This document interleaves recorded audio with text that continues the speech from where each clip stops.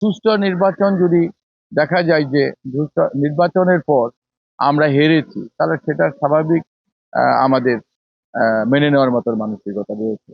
তবে আমার দুটো বিষয়ে বরাবরই আপত্তি ছিল, আপনারা জানেন যে আগের রাতে ব্যালট বাক্স এই ভোট কেন্দ্রে পাঠানো, এটা 2008 সাল থেকে এটা এই নির্বাচনকে প্রভাবিত করা বা ইচ্ছামতো কাউকে বিজয়ী করে হারিয়ে দেওয়ার একটা ষড়যন্ত্র শুরু হয়। সেই ষড়যন্ত্রটা 2014-তে হয়েছে, 18-তে হয়েছে। কিন্তু আবার দেখবেন একই সরকার 2024-এ কিন্তু ব্যালট পেপার পাঠালো সকালে। আবার স্বাধীনতার পর থেকে 2001 পর্যন্ত সব সময় ব্যালট পেপার যেত সকালে, ভোরবেলা। তা আমার কথাটা হলো, দেশে যখন রাস্তাঘাট খারাপ ছিল, অনুন্নত ছিল, তখন যদি ব্যালট পেপার ভোর রাত্রে যেয়ে নির্বাচন সুষ্ঠুভাবে অনুষ্ঠিত হতো, তাহলে হঠাৎ করে কেন ব্যালট পেপার এত আপত্তির পরও আগে রাতে পাঠানো হলো? শুধু টাইমলি পৌঁছানো, তাহলে কি আমাদের প্রশাসন এতটুকু অদক্ষ, এতটুকু অযোগ্য যে তারা এই নির্বাচন বা আমরা যারা সাপোর্ট দিচ্ছি যে আমরা এই 7টার মধ্যে ব্যালট বাক্স ভোট কেন্দ্রে পাঠাতে পারতাম না? এই প্রশ্নবিদ্ধ যে আমাদের আপত্তিটা রাখলো না, এটা নিয়ে আমার মনে একটা সংশয়।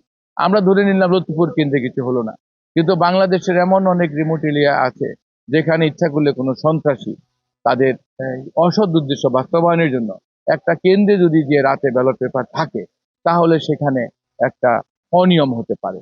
অথবা কোনো প্রিজাইডিং অফিসার হোক, কিছু কিছু মানে আমাদের মতন বা দেশে কিছু অসৎ নেতাও যেমন আছে, অনেক সময় অফিসারও আছে, কর্মকর্তারাও আছে, তারা হয়তো বা কাউকে একটু হেল্প করার জন্য কোনো কোনো কেন্দ্রে এরকম একটা ঘটনা করলো।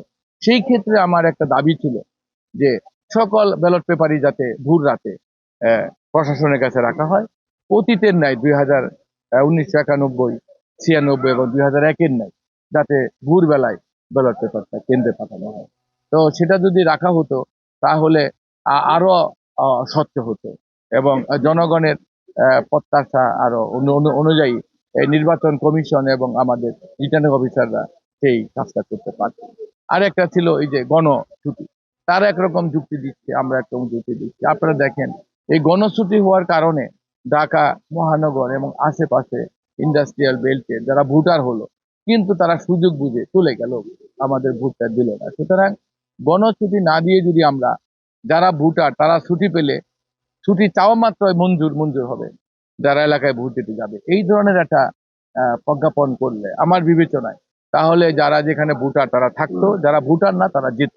তাহলে সব ভোটারকে আমরা নিজ নিজ আসনে পাঠানো সুযোগ করে দিতে পারত সরকার। সেটা না না করে এই গণছুটি দিয়ে আপনারা দেখেছেন 3 দিন যাবৎ এই অঞ্চলে যে যানজট ছিল, তাতে প্রমাণ হয়েছে যে ভোট কাজটা কম হওয়ার সম্ভাবনা বেশি।